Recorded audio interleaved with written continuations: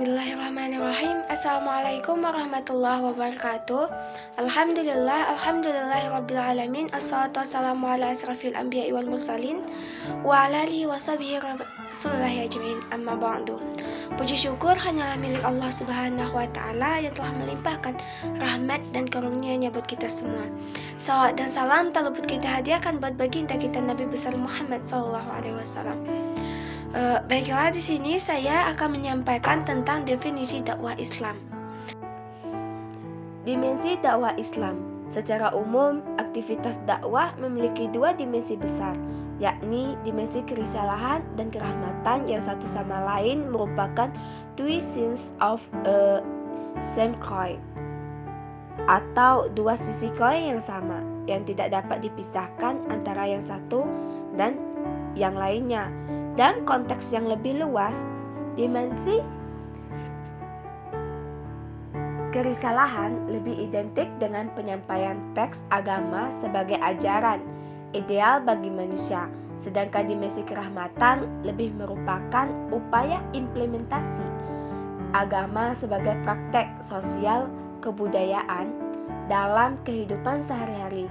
Sebagai bentuk aktivitisme secara sempit, kedua dimensi ini dapat dipahami dengan dihubungkan pada tujuan jangka pendek dan jangka panjang.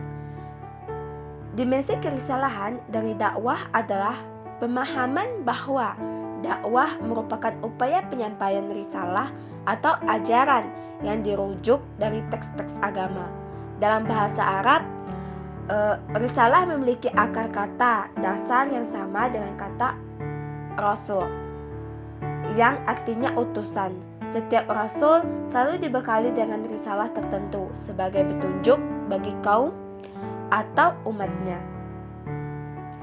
Dengan berpijak pada beberapa pandangan tersebut, dapat dipahami bahwa tujuan utama dari ragam aktivitas dakwah adalah terciptanya perubahan kondisi masyarakat kepada kondisi yang lebih baik sesuai dengan norma dan nilai-nilai ajaran Islam.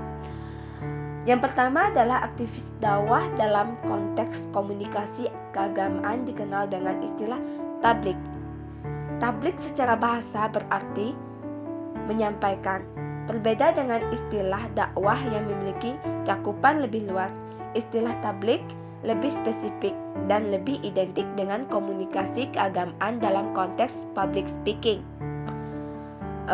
Sedangkan yang kedua adalah khutbah atau khotbah yang secara bahasa sering diartikan sebagai berbicara. Khotbah masih merupakan bagian dari tablik dalam hal bahwa ia bertujuan mengajak kepada kebaikan melalui aktivitas komunikasi. Yang ketiga yaitu aktivitas tablik lainnya adalah tausiah. Dalam penggunaannya secara populer, istilah tausiah sering dipertukarkan dengan istilah tablik atau khotbah.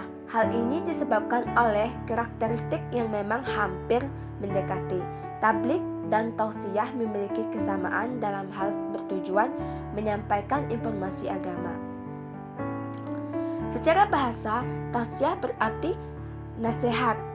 Secara substantif, pada dasarnya konten khotbah maupun tablik yang merujuk pada teks-teks agama Islam dapat disebut sebagai tausiah.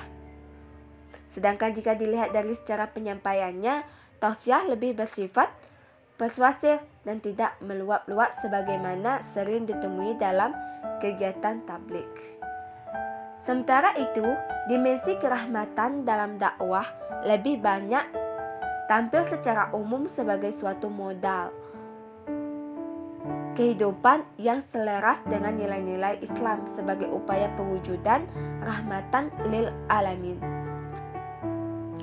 Dengan berbagai karakteristik yang dapat diamati baik secara historis maupun secara sosiologis, tampaknya dimensi kerahmatan lebih banyak berfokus pada aktivitas dakwah sebagai gerakan sosial keagamaan, di mana Islam menjadi spirit perubahan.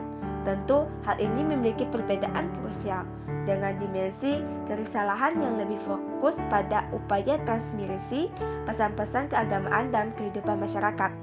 Namun demikian, kedua dimensi ini tentu saja tidak dapat berjalan sendiri-sendiri, melainkan bersifat komplementer atau satu sama lain saling melengkapi. Demikian video ini kami buat. Terima kasih. Wassalamualaikum warahmatullahi wabarakatuh.